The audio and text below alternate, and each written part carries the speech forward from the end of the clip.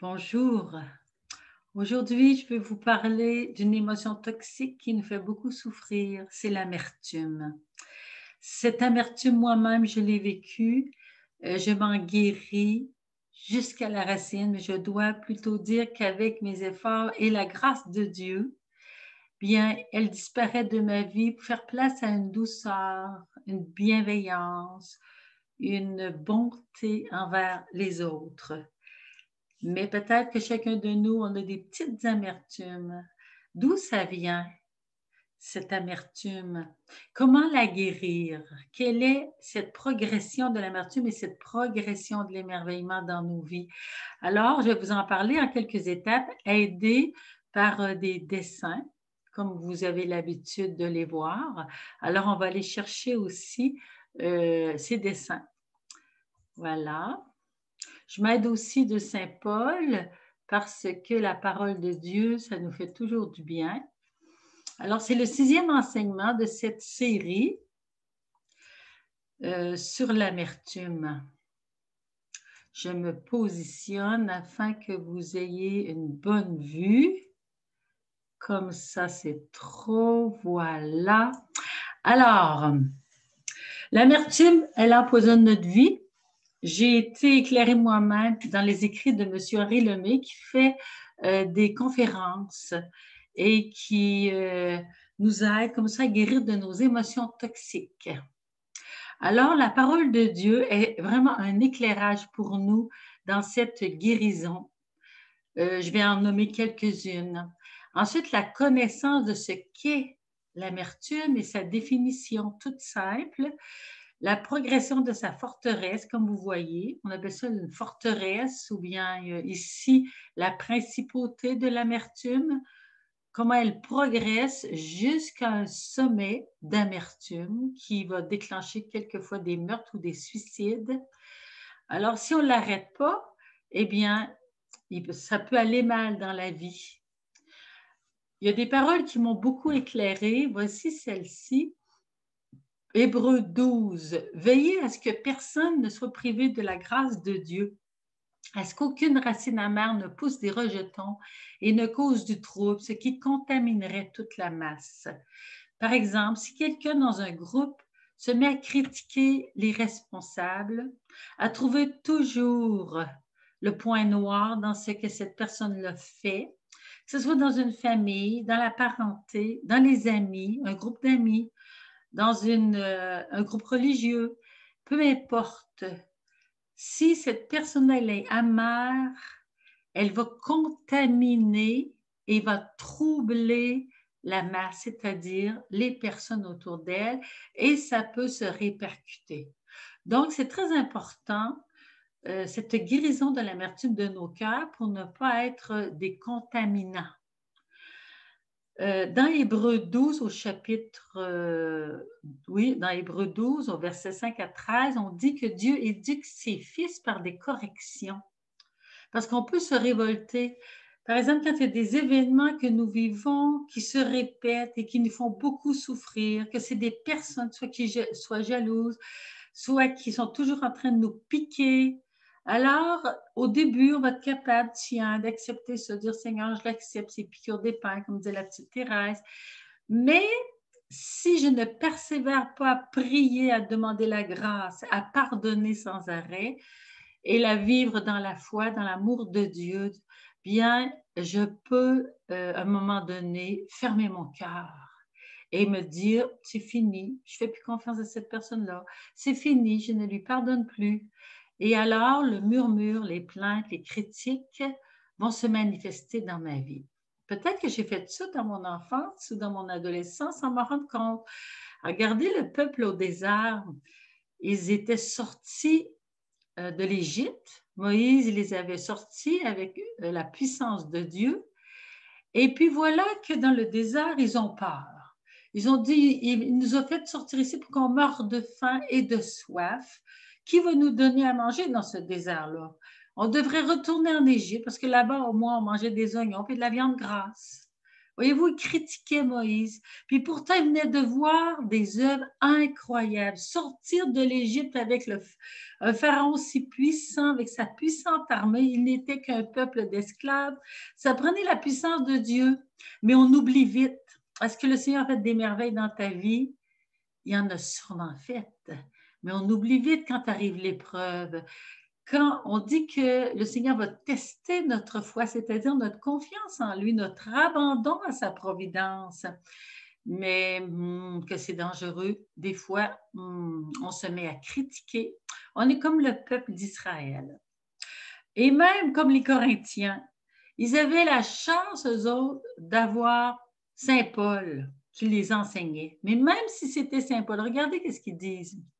Les lettres de Paul sont énergiques et sévères, mais quand il est là, c'est un corps chétif et sa parole est nulle. Voyez-vous, on a beau être Saint Paul, on a beau être Jésus lui-même, le Fils de Dieu. Ils sont arrivés à tellement le critiquer qu'ils l'ont tué. Alors, l'amertume, c'est une révolte, un mépris, une critique pour ne pas obéir à la parole de Dieu, donnée par Saint Paul ici, donnée par Jésus, donnée par l'un ou l'autre, qui serait aussi responsable dans ma vie, mais est-ce que je l'accepte? Pas nécessairement. Et c'est pour ça qu'on doit développer la foi. Regardons davantage le sens du mot amertume. L'amertume, c'est un sentiment durable de tristesse mêlé à de la rancœur. Souvent, il y a eu une humiliation. Et là, j'en veux à la personne qui m'a humiliée. Il y a une déception, je me ferme le cœur, je rumine du noir. Il y a une injustice, je ne l'accepte pas. Mon orgueil est blessé. Il y a du ressentiment causé par le regret. Est-ce que moi, je vis ça un petit peu dans ma vie? L'amertume se manifeste par des plaintes et des critiques. Peut-être que je ne me plains pas extérieurement, mais en dedans. Quelqu'un qui, dans sa famille, est toujours humilié, rejeté, peut devenir amer. On m'a raconté l'histoire d'un garçon qui était sans cesse rejeté et humilié par sa mère, devant ses frères et ses sœurs. On ne sait pas pourquoi sa mère ne l'aimait pas. C'est arrivé des fois qu'il y a un enfant qui est né, mais il s'est produit un événement dans le couple, puis là, soit la mère, soit le père rejette cet enfant-là. Sa vie est remplie d'amertume. Mais il a été chanceux, ce qu'on m'a raconté, c'est qu'il a marié une femme très aimante parce qu'elle avait été beaucoup aimée dans sa famille, une famille remplie de tendresse. Alors donc, lui, il a pu avancer dans son épreuve parce qu'il a été soutenu par cette famille, par son épouse. On a des exemples d'amertume dans la Bible, il y en a beaucoup. J'ai pris l'exemple de Noémie, qui avait perdu son mari et ses 2 fils. Ils étaient exilés dans un temps de famine. Ils étaient allés au pays de Moab. Et là, ces 2 fils se sont mariés. Ils ont vécu, ils ont eu du travail. Puis, à un moment donné, le mari est décédé et les 2 fils aussi au pays de Moab. Et elle, Noémie, c'est une Israélite. Elle voulait revenir dans son pays. Et ces 2 brus, elle leur a donné l'ordre, en tout cas le commandement, de rester dans leur pays. C'était des Moabites. Mais voilà que Ruth lui dit non. Moi, partout où tu iras, j'irai. Ton Dieu sera mon Dieu. Ta terre sera ma terre. Alors, cet amour, cette fidélité de Ruth a vraiment aidé Noémie à guérir de son amertume. Parce que Ruth a été vraiment bénie par le Seigneur. Vous pourriez lire cela dans la Bible, c'est magnifique. Anne, elle ne pouvait pas avoir d'enfant. Ça, c'est une autre histoire. Elle était amère. Puis elle avait une rivale, la 2e femme de son mari, qui se moquait d'elle. Elle l'humiliait parce qu'elle, sa rivale, avait 10 enfants. Puis son mari aimait beaucoup Anne. Il la préférait, mais ne pas avoir d'enfant pour elle, c'était comme une malédiction. Et dans ce temps-là, c'était mal vu aussi. Alors, elle est allée dans un lieu de prière, je pense que c'est à Bethel, Puis, il y avait un prêtre qui était là, il la regardait, puis il dit: «Anne, tu pries, arrête de cuver ton vin». Elle dit: «Je n'ai pas bu. Je prie dans l'amertume de mon âme. Je demande un fils au Seigneur». Et là, il l'a béni et elle a eu un fils. Donc, le Seigneur l'a guérie de son amertume en la bénissant. On va regarder ici des synonymes d'amertume: l'animosité, l'affliction, la condamnation, l'aigreur, la peine, la bile du foie, le venin du serpent, l'absinthe est une plante qui est très amère, le fiel, le goût amer, le vinaigre, etc. On n'aimerait pas que notre cœur soit un vinaigre ni un fiel, n'est-ce pas? Alors, il faut demander au Seigneur de nous guérir. Alors, qu'est-ce que va faire l'amertume dans ma vie? Elle va me conduire à la guerre dans mes relations. Alors, voyez-vous le petit dessin ici, je suis chaussée par le non-pardon. Je marche dans le ressentiment et la vengeance. Je vis dans la colère, toujours en rage. Je marche, oui, c'est ça, je vis dans la colère. Mon cœur est rempli de haine. Je respire la violence. Voyez-vous, dans les mains, il y a des objets prêts à être lancés, comme un glaive et un fruit. Ensuite, on voit ça des couples, des fois, qui se lancent des objets. Les enfants le font beaucoup. Et ensuite, je peux aller jusqu'au meurtre, jusqu'au suicide, si je n'arrête pas cette gradation de violence dans mes émotions toxiques. Et l'homme fort qui est là conduit, qu'on appelle la principauté de l'amertume. C'est l'homme fort dont parle le Seigneur dans l'évangile de Saint Luc. Je vous donne un exemple. Si je n'accepte pas le père ou la mère que j'ai eue, parce que j'ai souffert, j'ai été mal aimée, toutes sortes, il y en a qui en ont vraiment beaucoup souffert. Alors, je peux sans cesse ruminer la tristesse, la rancune, la révolte, le désir de vengeance et la haine contre mes parents. Mais un jour, je dois, par grâce de Dieu, avec, oui, vraiment aidé du Seigneur, dire oui à accueillir mes parents tels qu'ils ont été et les aimer par grâce de Dieu. Leur pardonner. J'aurai alors une bénédiction parce que c'est la volonté de Dieu dans le 4e commandement. Honore ton père et ta mère afin de vivre longuement. Des fois, on ne prend pas ça au sérieux, mais quand je n'observe pas un des commandements de Dieu, la malédiction, c'est-à-dire le malheur va me poursuivre. Et la personne qui pêche gravement contre le 4e commandement de Dieu, souvent aussi dans son couple, ça ne va pas aller bien parce qu'elle s'attaque à ses propres parents. Je sais qu'il y a des parents qui ont été indignes. J'en connais une dame qui a eu des parents indignes. Mais le Seigneur, après sa conversion, il l'a amenée à pardonner à son père et à sa mère. Elle ne voulait même plus qu'ils existent tant qu'elle était brisée par eux. Et la puissance de la grâce est grande. Elle a pu pardonner et à son père et à sa mère et les aider ensuite. L'amertume, par exemple, on va regarder ici le dessin. Je suis chaussée du non-pardon, n'est-ce pas?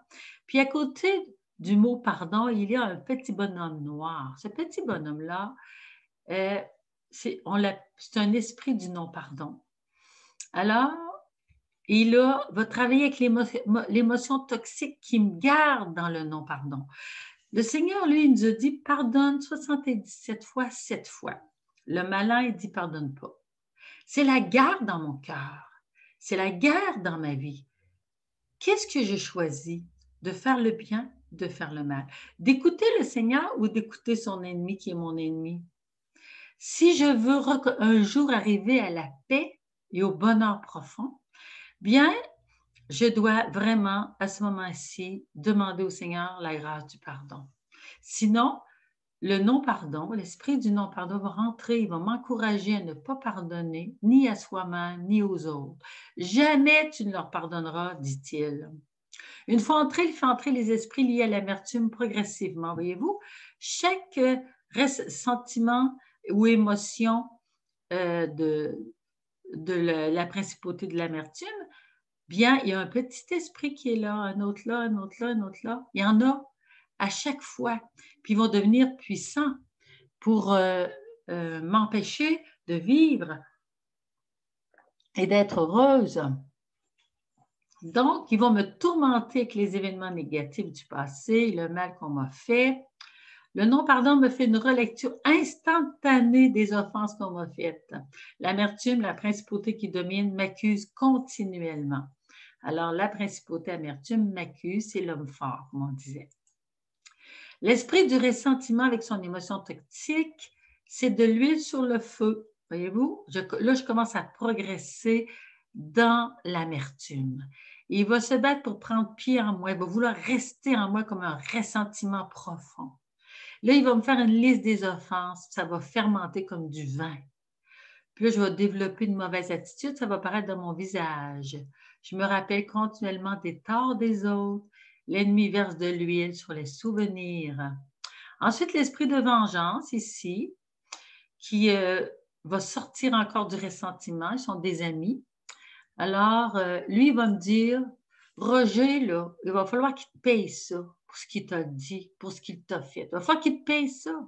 Puis je vais tout faire pour cela, qu'il reçoive, qu'il lui revienne. C'est ça, la vengeance. On va voir que Jacques et Jean, dans l'Évangile, ils voulaient se venger des Samaritains. Ils ont dit à Jésus, on va faire descendre le feu du ciel sur eux parce qu'ils n'ont pas voulu nous accueillir. Jésus dit non, vous ne savez pas ce que vous faites. Donc, la vengeance, c'est un esprit dangereux. Puis, chez les païens, c'est un esprit qui, des fois, on appelait ça la vertu. Si on t'a crevé un œil, tu vas en crever 10. C'est comme une fierté de l'homme. On a tué quelqu'un dans ta famille, tuant un autre. Voyez-vous, c'est répandu sur la terre. La guerre vient de là, la guerre dans les familles, la guerre dans les pays. L'évidence que la forteresse de l'amertume est toujours là dans mon cheminement, c'est la douleur des souvenirs. J'ai mal. Pour l'expulser, il faut chasser le non-pardon, le ressentiment et la vengeance. Apprendre à bénir, comme Sœur Claire d'Haïti l'a montré. L'esprit de colère, voyez-vous, ça monte encore. Là, les poings fermés. Ça va se manifester physiquement. Les yeux ont des flammes. Les paroles haussent le ton jusqu'à des cris. La colère ne se manifeste pas à moins que les 3 premiers esprits ne soient en place. Si je suis toujours en colère, c'est parce que je n'ai pas pardonné, j'ai du ressentiment et des désirs de vengeance. Je ne parle pas de n'importe quelle colère, on va en parler tantôt. Je me sens une victime, je contre-attaque. Puis il n'y a pas de guérison qu'il peut y avoir à ce moment-là. Je dois choisir de pardonner. L'esprit de haine et son émotion toxique, ici, voyez-vous, il saisit le cœur. Celui qui a de la haine contre son frère est dans les ténèbres, nous dit Saint Jean. La haine cherche à éliminer l'autre. Elle révèle mes sentiments à l'offenseur, lui disant « Tu n'as pas le droit d'exister dans mon monde. » On fait ça des fois dans les familles. Hein? On met quelqu'un à part, on ne va jamais la voir, on ne lui parle jamais, aucun encouragement. Elle est comme si elle était morte parce qu'on l'a tuée dans notre cœur. Alors, la haine ajoute la gasoline au feu de la victimisation. Je suis une victime. C'est pas drôle de vivre comme une victime. Tous les esprits travaillent ensemble pour empêcher de pardonner. Alors, dans mon cœur, je la hais, cette personne. L'esprit, ces esprits-là, dans la principauté de l'amertume, dialoguent. Voyez-vous, ils se parlent. Puis moi, je pense que c'est mes pensées, là. Le non-pardon va soulever en moi des souvenirs, des voix, des bruits, des images, des odeurs. Le ressentiment ajoute les sensations de douleur. La vengeance intervient, doit payer ça. La colère se lève, la haine déclare. Je sais comment je vais lui faire mal. Ce sont des manifestations des esprits qui se passent dans les familles et les groupes. Le savoir et les rejeter, c'est les chasser. Ça, c'est ce qui est important. Il faut le savoir, il faut les reconnaître, puis les chasser au nom de Jésus. À ce moment-là, je suis libérée. Je peux les chasser de mon cœur, puis enseigner dans mon groupe à les chasser de leur cœur, parce qu'ils sont libres. Hein? L'esprit de violence avec son émotion toxique, c'est la colère et la haine en action. Il peut avoir alors des attaques physiques et verbales, des paroles abusives, on se lance des objets, des batailles. Il y a un abus verbal, physique et sexuel quelquefois. La violence du temps du déluge et du temps de Sodome et Gomorrhe, on allait jusqu'à tuer. L'esprit du meurtre avec sa volonté de mort, je voudrais qu'il soit mort. Le meurtrier, c'est l'ennemi de Dieu. Caïn tua Abel par amertume et jalousie. Je peux tuer avec mes paroles, et quiconque a de la haine contre son frère est homicide. Parce que je peux avoir des paroles pleines de venin. Mes paroles, je dois vraiment veiller parce qu'elles montrent qu'est-ce qu'il y a dans mon cœur. Jésus le dit. Le fiel de l'amertume. Je peux tuer quelqu'un, détruire sa réputation. Dans les écoles, on voit ça des enfants qui souffrent terriblement, qui se font détruire leur réputation, leur bonheur, leur amitié. Un jour, Gilles Kerb est arrivé, lui, à vouloir se tuer. C'est un homme de Québec. Et il était monté sur une montagne, puis là, il dit, je vais me tuer ici. Puis ça le dit dans son cœur, au lieu de t'enlever la vie, donne-la. Et il a pris à ce moment-là une décision de donner sa vie. L'amertume s'est changée en don et en amour. Résumé, comment s'édifie la principauté de l'amertume ou la forteresse de cette principauté? Par un non-pardon à quelqu'un. Ensuite, j'y en veux, ressentiment, je désire me venger. La colère monte quand j'y pense. La haine est dans mon cœur. Je peux devenir violent et désirer tuer. Des fois, je peux souhaiter la mort de quelqu'un, mais je ne m'en rends pas compte. Hein? Quand on réfléchit, on s'en aperçoit. Voyez-vous, le chef qui s'appelle la principauté de l'amertume domine sur les autres esprits et maintient enfermé l'être humain dans cette forteresse de l'amertume. Alors, son palais, c'est un être humain qui l'habite et contrôle. Ses biens, c'est des maladies, du désordre, des esclavages. Il est bien armé, cet homme fort, parce qu'il est aidé d'esprits inférieurs qu'on a nommés. Il peut contrôler ma vie avec ses serviteurs, les émotions toxiques, bien accompagnées d'esprits malins.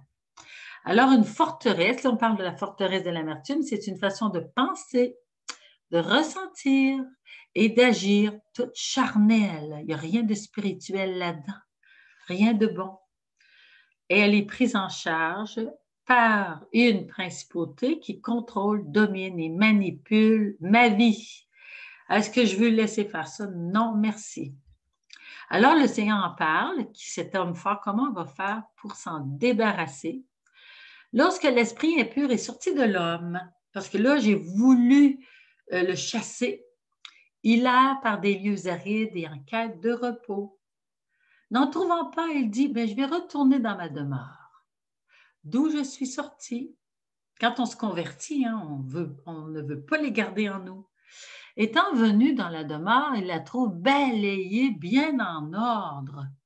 Alors, il s'en va prendre 7 autres esprits plus mauvais que lui, ils reviennent et y habitent. Et l'état final de cet homme devient pire que le premier. Le Seigneur veut nous dire que si on a eu une libération à notre conversion, une guérison quelconque, il faut à ce moment-là oui, garder notre maison bien propre, mais qu'il y ait un homme plus fort que celui qui est parti, qui rentre dedans. Et quel est ce plus fort? C'est Jésus. Il doit être le maître de ma vie. Et j'ai à le choisir tous les jours, à le rechoisir avec ce qu'il attend de moi, sa volonté d'amour. Alors, l'homme fort, c'est celui qui domine sur la maison et sur les esclaves ou les serviteurs. Un homme plus fort, Jésus, vient et fait sortir toutes ces mauvaises influences, libère la maison, tout est clair et net. Mais l'homme fort veut revenir, prendre 7 autres plus forts, assiéger la maison. Ils peuvent revenir assiéger notre maison intérieure. Alors, comment est-ce que je vais pouvoir être libéré? Par Jésus et par un disciple de Jésus, au nom du Seigneur. Donc, il doit expulser la principauté, mais un esprit à la fois. Il doit commencer par le non-pardon, le ressentiment, la vengeance, la colère. Et ensuite, dire à la personne, bien, avant chacune des libérations, la personne elle doit pardonner, renoncer et mettre à la croix, et ensuite veiller dans la prière. Saint Paul va nous dire ici une très belle parole. Frères, même dans le cas où quelqu'un serait pris en faute, vous, les spirituels, rétablissez-le en esprit de douceur, te surveillant toi-même, car tu pourrais bien toi aussi être tenté. Portez les fardeaux les uns des autres et accomplissez ainsi la loi du Christ. C'est pour ça nos groupes de prière, on se supporte les uns les autres. Ensuite, pourquoi on se dit, nous autres dans notre groupe, on dit, qu'est-ce que tu as fait pour le Seigneur cette semaine et qu'est-ce que lui, il a fait pour toi? On partage nos grâces. Ensuite, on prie ensemble pour se soutenir. Puis, il y a quelquefois des personnes qui disent, bon, aidez-moi parce que c'est difficile. On se met à prier tous ensemble pour elle. Si quelqu'un estime être quelque chose alors qu'il n'est rien, il se fait illusion. Je suis quelqu'un, je suis l'enfant de Dieu, mais je n'ai pas d'orgueil à y avoir. Si je le suis, c'est pardon de Dieu. Donc, que chacun examine sa propre conduite au lieu de toujours juger les autres. Il trouvera en soi seul et non dans les autres l'occasion de se glorifier parce que le Saint Paul va nous dire ailleurs, ayez une juste estime de vous-même. C'est important. Car tout homme aussi devra porter sa charge personnelle. Je suis responsable de ma vie, donc je devrais répondre de mes actes. Que le disciple fasse part de toutes sortes de biens à celui qui lui enseigne la parole. Ne vous y trompez pas, on ne se moque pas de Dieu. Quand Dieu parle et indique sa volonté à travers les Écritures, on ne se moque pas de lui. Quand il parle à travers son Église, on ne se moque pas de lui. Mais si je m'en moque, si je critique, ah bien, ce que je sème, je vais le récolter. Si je sème de la colère, de la vengeance, de la haine, je vais le récolter. Si je sème de la corruption, récoltera de la chair la corruption. Qui sème dans l'esprit récoltera de l'esprit la vie éternelle.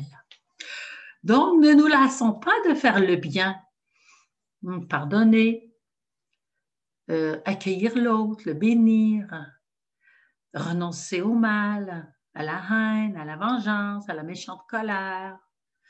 En son temps viendra la récolte. Ce que je vais semer d'amour, de pardon, de bénédiction, je vais le récolter si je ne me relâche pas. Ainsi donc, tant que nous en avons l'occasion, pratiquons le bien à l'égard de tous et surtout de nos frères dans la foi. À l'égard de tous, je ne fais pas des petites exceptions, c'est important.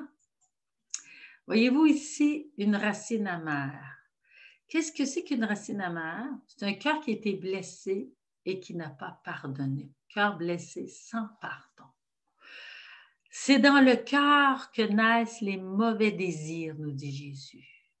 Et la racine du non-pardon, elle est là. Puis qu'est-ce qu'elle va donner comme fruit, la racine du non-pardon? Elle va donner des jugements amers, des critiques, des plaintes, des méchantes paroles. Et ici, un autre fruit, elle va donner des attentes amères. Je vais m'attendre que les autres soient de telle manière, et puis je vais récolter cela parce que c'est ça que j'attends. La petite Thérèse a dit, on reçoit du Seigneur autant qu'on en attend. Eh bien, on reçoit des autres autant qu'on en attend. C'est une projection des fois que je fais sur l'autre et l'autre le ressent, elle l'entend même. Je vais vous raconter une histoire. C'est un homme qui s'est marié avec une femme qu'il aimait beaucoup. Ils s'aimaient les deux bonnes familles, des personnes équilibrées. Et puis, à un moment donné, ils se sont séparés.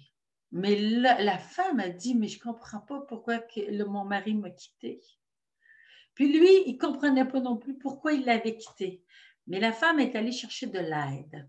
Et les gens priaient avec elle, puis ont découvert qu'elle avait des attentes amères. au niveau des hommes. Parce que quand son père est décédé, elle est une petite fille, puis elle aimait beaucoup son papa et son papa était très proche. Et elle n'a pas bien vécu cette mort. C'est comme si son père l'avait abandonnée. Et ensuite, son grand frère s'est occupé d'elle. Son grand frère il est parti pour se marier. Puis là, elle a une nouvelle blessure. Elle a dit les hommes, ils partent tous. Troisième frère qui s'occupe d'elle et son frère aussi, soit qui est mort, soit qui est parti. En tout cas, dans son cœur, ça s'est mis à dire tous les hommes nous abandonnent. Elle a fait un jugement. C'est ça, un jugement amer. Tous les hommes nous abandonnent. Elle s'est mariée qu'un homme qu'elle aimait, qui était bon et qui l'aimait, mais ce jugement restait dans sa tête sans qu'elle s'en aperçoive. Et dans le cœur de son mari, ça disait « Je dois partir, je dois partir, je dois partir », parce qu'elle projetait ça sur lui. Et il est parti. Quand elle a eu la lumière, elle est allée demander pardon et elle a demandé la guérison au Seigneur par la prière des frères et sœurs et son mari est revenu avec elle. Voyez-vous ce que ça peut faire? Le jugement d'une racine amère et les attentes amères qu'on peut voir et ça brise les groupes. Attente amère, projection sur l'autre. Je m'attends que mon mari me quitte, je m'attends que personne ne m'aime, je m'attends à manquer mes examens, je m'attends que mes enfants me fassent honte, je m'attends à ne pas réussir dans la vie. C'est amer, voyez-vous, parce qu'il y a un cœur blessé sans pardon. Je n'irai pas plus loin là-dedans, je vais faire plutôt un autre enseignement. Un exemple concret, c'est un enfant qui, dans le sein de sa mère, s'est senti rejeté. Sa maman, elle vivait une dépression. C'était le 8e enfant de la famille. Elle n'avait pas beaucoup de force. Peut-être qu'il y avait eu un conflit avec le mari. En tout cas, ce qui est sûr, c'est qu'elle a porté cet enfant-là par devoir. Et l'enfant s'est jamais senti accueilli par sa mère, ni aimé. Et l'enfant ne voulait pas vivre. Mais ça, c'est plus tard que la personne-là s'est aperçue de cela. L'événement qu'elle a vécu dans le sein de sa mère est devenu une racine amère. Donc, c'est une émotion toxique de rejet qui a commencé à se sentir.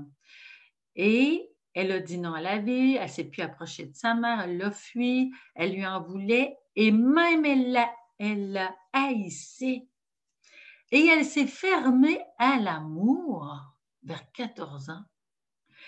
Le non-pardon à sa maman et a grandi sans arrêt. Il y a eu ensuite des mensonges répétés dans son cœur. L'ennemi vient faire ça, moi. Ma mère ne m'aime pas, donc je ne suis pas aimable, je ne suis pas belle. Les autres de la fratrie sont mieux que moi. Elle avait des grosses peurs de l'amour, peur des autres, peur d'être rejetée, peur de l'autorité féminine, peur de parler, peur d'être soi-même, peur d'exister. Serment intérieur, je ne me laisserai plus aimer, ça fait trop mal. Elle s'est fermée. Ensuite, des doutes. Si ma mère ne m'aime pas, comment puis-je être aimée? Grosse amertume. Donc, on voit ressentiment, rancune, vengeance, colère, haine de soi, violence jusqu'au meurtre. Elle a eu même des pensées de suicide, des grandes angoisses à un moment donné dans sa vie. Et ça ne fait donc que grandir.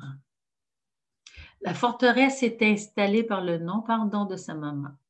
Les mensonges de la chair, c'est-à-dire de son être charnel, qui n'était pas rempli des paroles de Dieu, ni de l'Esprit Saint, ni de son... Elle n'avait pas d'enseignement sur ce qu'elle vivait, cette personne-là. C'est un enfant qui a grandi de même sans comprendre ce qu'il vivait. Il n'avait jamais vu ça, c'est plus tard. Ni le serment intérieur qu'il avait fait, ni les peurs qui étaient sans arrêt dans son cœur, les peurs que j'ai nommées tantôt, qui sont le doute de l'amour et les peurs, c'est l'arme de la forteresse. La forteresse renforcée par la présence des ennemis, des esprits, donc ils l'ont enfermé dans un carcan qui ont empêché sa guérison. Il fallait que sa chair se convertisse. Donc, vers 19 ans, cette femme-là, elle a rencontré Jésus. Et là, Jésus, tranquillement, il l'a amenée à pardonner, mais elle n'avait pas encore la lumière sur sa relation avec sa mère. C'est plus tard. Elle a vu une psychologue et tranquillement, c'est venu à sa raison. elle s'est aperçue qu'elle n'aimait pas sa maman. Et tranquillement aussi, elle a commencé des pardons. Et c'est très profond quand c'est dans le sein de la maman. Ça prend tout un cheminement. Et cette personne-là, un jour, elle a dit, ben, j'ai eu la maman que j'ai eue. Seigneur, je l'accepte. Je n'ai pas à me comparer à d'autres qui ont eu des mamans toutes proches, toutes affectueuses, toutes aimantes, qui étaient toujours là pour elle. Je n'ai pas à me comparer. Seigneur, tu as permis cette croix dans ma vie, mais je l'accepte. Je l'accepte avec tous les enfants qui ont été mal aimés. Et elle a guéri, elle a pu accompagner sa maman avant qu'elle meure. Et maintenant, elle trouve que sa maman, elle est décédée, oui, mais elle trouve qu'elle est une bonne maman, elle a fait ce qu'elle a pu, parce que son cœur maintenant, il est guéri. Alors, le jugement amer qui provoque des attentes amères se réalise à cause de la projection sur l'autre, comme je vous le racontais. Mon mari ne comprend rien, ça ne donne rien de lui expliquer. Alors, je m'attends qu'il ne va rien comprendre. Mon enfant n'écoute jamais, il n'écoutera pas plus maintenant, donc je ne prends pas la peine de lui parler. Mon patron est exigeant. Je dois tout faire parfaitement, sinon il va me renvoyer. Donc, ne s'approche pas de son patron avec confiance. Et le patron, c'est vrai qu'il peut le renvoyer parce qu'elle projette ça sur lui. Voyez-vous, le contraire de la racine amère, c'est l'émerveillement. L'émerveillement, c'est une attitude de bénédiction, un cœur de bénédiction. Ça veut dire que le pardon dans l'Esprit Saint à mes parents a été fait. Comment on fait ce pardon-là? Je vais en parler un petit peu plus tard. J'aime et les autres vont m'aimer. Voyez-vous, il projette ça, un jugement de miséricorde. J'aime et les autres vont m'aimer. Ici, le juste doit être ami des hommes. Je me souviens, un jour, je suis allée dans une maison, puis il y avait des personnes que je craignais dans cette maison. On devait avoir un repas, une rencontre fraternelle. Et j'ai lu cette phrase-là juste avant. Le juste doit être ami des hommes. Je me suis dit, au lieu de les sentir comme une menace, pourquoi est-ce qu'ils ne seraient pas mes amis? Alors, je suis allée leur parler, je me suis intéressée à eux, je leur ai fait confiance. C'était merveilleux parce que je n'ai pas laissé le jugement entrer dans moi et l'attente amère parce que je m'attendais qu'elle allait me rejeter. Je m'attendais qu'elle allait me mettre de côté. Donc, là, j'ai refusé ça. Là, j'ai dit, ils vont m'aimer.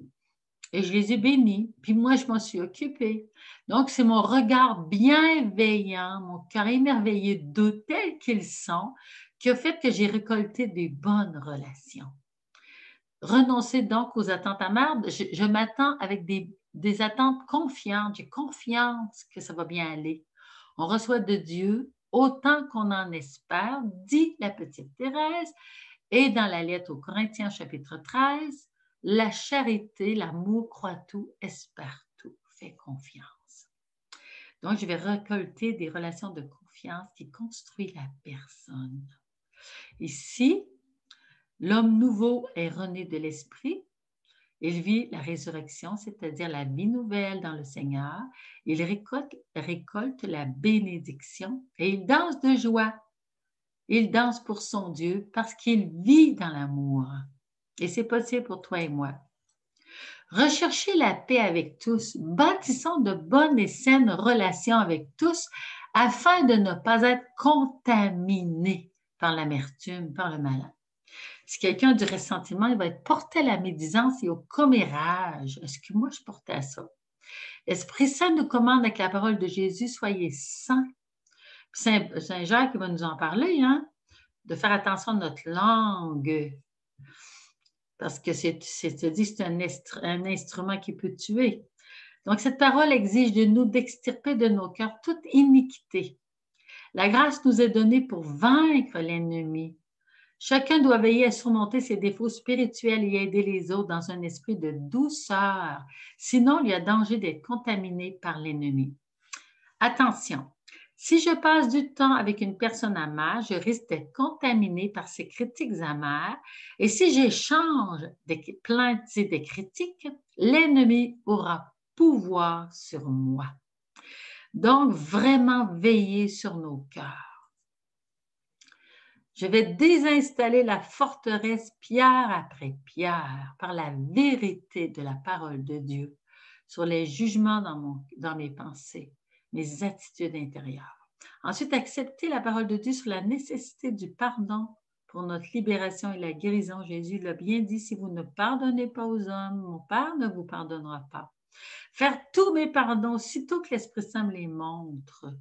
Je m'engage à toujours faire miséricorde. C'est une manière de vivre, faire miséricorde.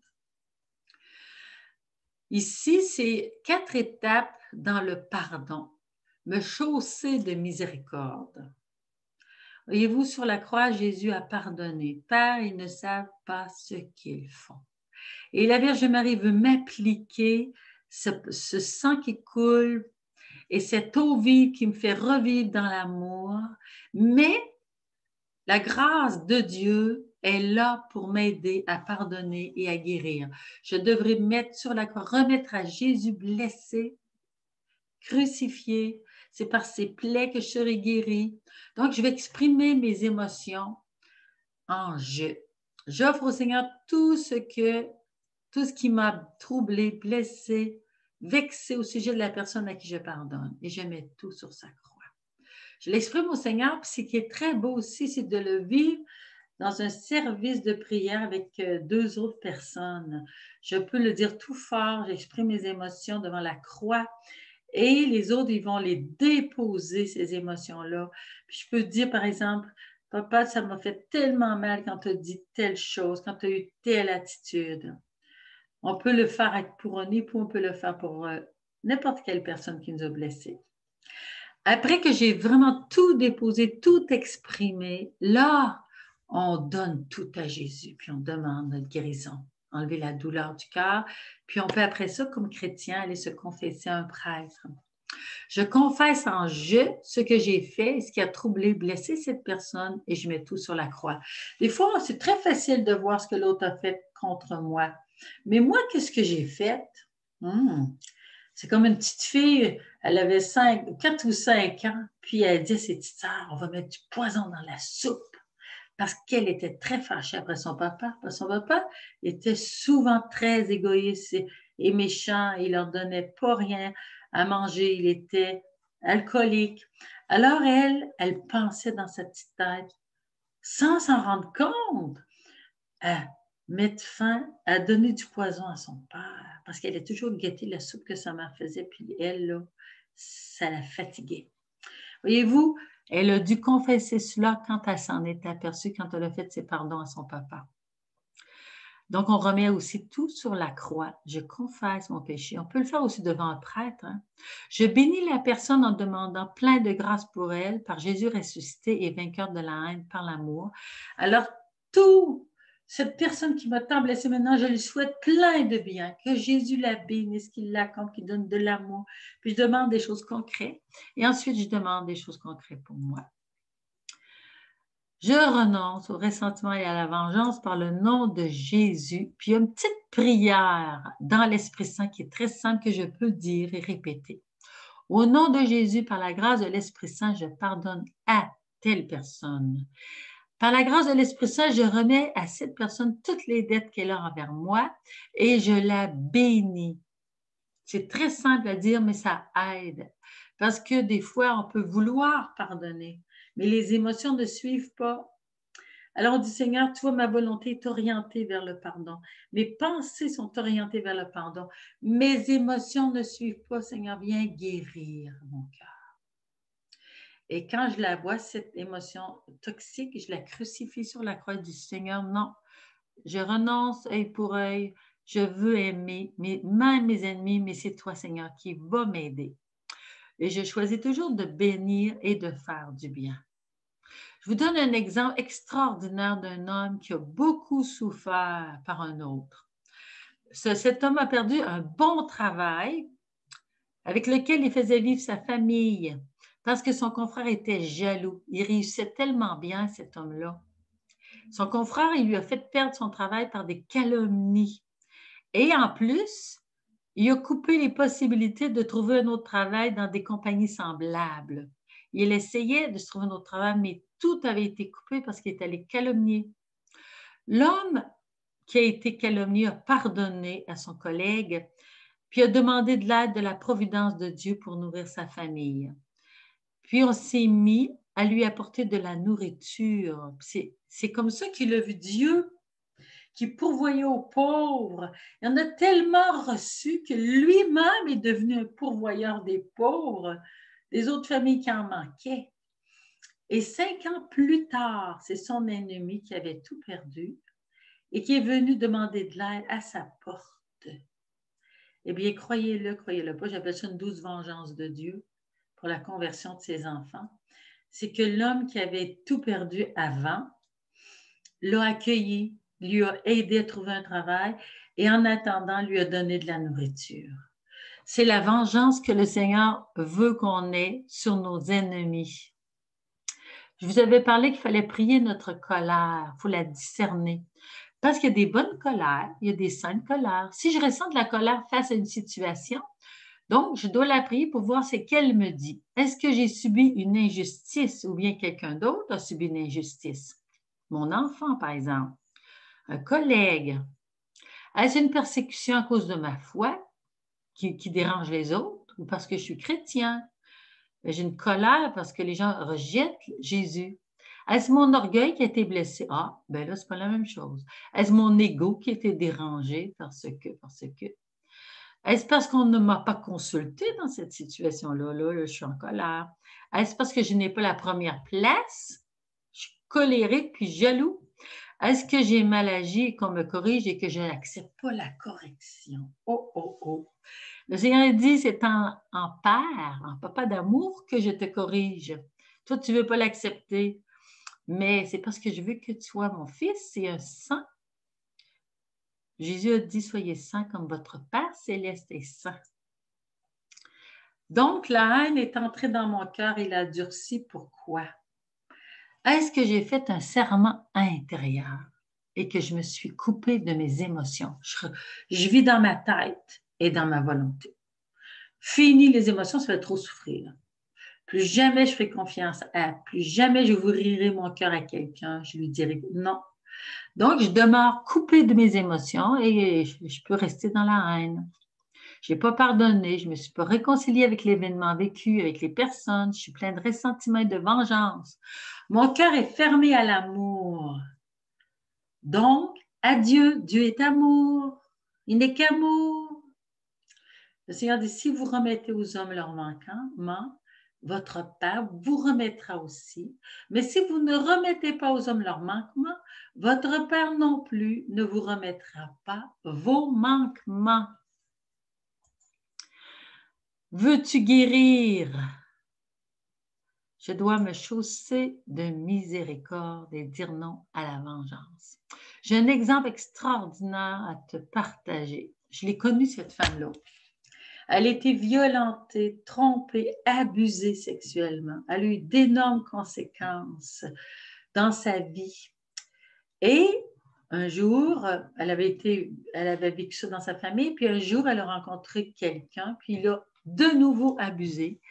Et elle a tombé dans une souffrance profonde pendant des années. Ensuite, elle s'est remise tranquillement et elle est allée servir les pauvres dans un genre de soupe populaire. Et qui elle voit arriver? C'était celui qui l'avait violentée et abusée. Elle a dit, mon cœur a fait un tour, mais elle dit, je me suis souvenue. Le Seigneur a dit, si ton ennemi a faim, donne-lui à manger. S'il a soif, donne-lui à boire. Alors, le Seigneur nous dit, ne te laisse pas vaincre par le mal, sois vainqueur du mal par le bien. Alors, elle a décidé d'aller le servir. Elle aurait pu demander quelqu'un d'autre. Elle est allée le servir. Elle a dit, Monique, j'ai ressenti de l'amour qui est monté dans mon cœur pour cette personne-là. C'était l'amour du Seigneur, l'amour agapé qui est un amour de miséricorde, un amour gratuit. Alors, je vous ai fait un face-à-face entre l'amertume et l'émerveillement. Si je n'ai pas pardonné, mais je décide de pardonner, de recevoir le pardon de Dieu et de donner mon pardon aux autres. Si j'ai du ressentiment, je décide d'avoir de la reconnaissance pour les autres et pour Dieu. Si j'ai envie de me venger, je décide de bénir les autres. Si j'ai de la colère, je décide de travailler la patience. Si j'ai de la haine, je vais aimer. Si j'ai de la violence, je vais travailler la douceur. Si j'ai envie de tuer, je vais donner ma vie. Et si j'ai de l'amertume, je vais m'émerveiller. Et toujours dire merci et louer le Seigneur. Voyez-vous, c'est un nouveau programme, c'est très différent de l'autre. Mais ce programme va m'aider à être heureuse et toi aussi à être heureux. Saint Paul, qui a eu beaucoup d'ennemis, qui ont essayé de le tuer, on l'a flagellé, on l'a laissé pour mort. Antioche de Pisidie. Ensuite, on l'a rejeté dans plusieurs villes. Ensuite, on l'a méprisé. On voulait qu'il s'en aille. On a brisé sa réputation dans toutes les villes où il allait à peu près. Mais lui, il dit, nous ne donnons à personne aucun sujet de scandale pour que le ministère ne soit pas décrié. Parce que pour lui, il est le Christ, témoin du Christ. Ce n'est plus moi qui vis, c'est le Christ qui vit en moi. Alors, il dit, si moi, je ne pardonne pas, si je vis dans la colère, comment est-ce qu'ils viendront au Seigneur? Je dois être un témoin, non pas un sujet de scandale, par ma colère, ma haine, mon non-pardon. Voyez-vous, ma violence. Alors, chacun de nous, on a à s'examiner. Est-ce que je suis un témoin de l'amour du Christ, un témoin de miséricorde, un témoin de bienveillance?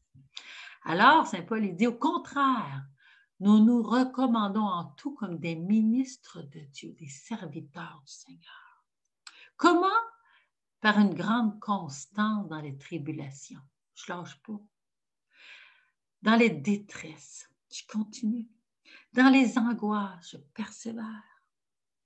Sous les coups, dans les prisons, dans les désordres, parce que des fois, il y a des gros désordres dans les villes où il allait à cause qu'on voulait le mettre dehors.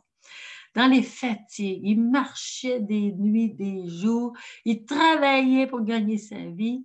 Dans les veilles, il priait, il jeûnait, la pureté par la science de Dieu, par la patience avec les pauvres, les petits, par la bonté, par un esprit saint, par une charité sans feinte. Quand il aimait, c'était pas de l'hypocrisie. Par la parole de vérité, pas de compromis, c'est la parole de Dieu. Par la puissance de Dieu, il faisait des guérisons et des miracles. Par les armes offensives et défensives de la justice, toujours juste, jamais accepter d'injustice, ça prend beaucoup de courage.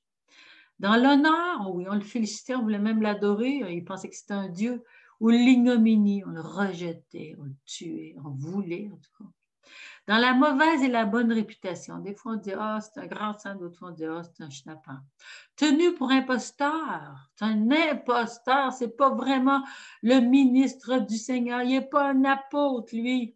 Et pourtant véridique, il était véritablement un apôtre choisi du Seigneur. On le traitait de gens obscurs, nous pourtant si connus. Pour gens qui vont mourir et nous voilà vivants. Combien de fois il a échappé à la mort, au naufrage? Pour gens qu'on châtie, on le châtiait, mais sans les mettre à mort. Il n'arrivait pas à le mettre à mort. Dieu avait décidé qu'il resterait vivant, sauf quand c'était à son martyre. Pour triste, non, nous sommes toujours joyeux. Pour pauvres, mais nous faisons tant de riches par notre foi. Pour gens qui n'ont rien, nous qui possédons tout, voyez-vous, est-ce qu'il est une victime? Est-ce qu'il est triste? Pas du tout. Saint Paul, il nous donne l'exemple de quelqu'un qui n'est pas du tout amer.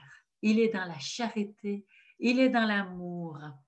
Et toi aussi, et moi aussi, nous avons tout un programme à faire et de conversion dans notre cheminement pour devenir des gens émerveillés, des gens qui ont le pardon facile, toujours miséricordieux, doux, patient, la douceur, la patience, l'humilité de la patience, comme disait Catherine de Sienne. Alors, je te donne un bon programme et je le prends aussi, je le travaille depuis longtemps pour qu'enfants soient des bons témoins du Christ. Au revoir.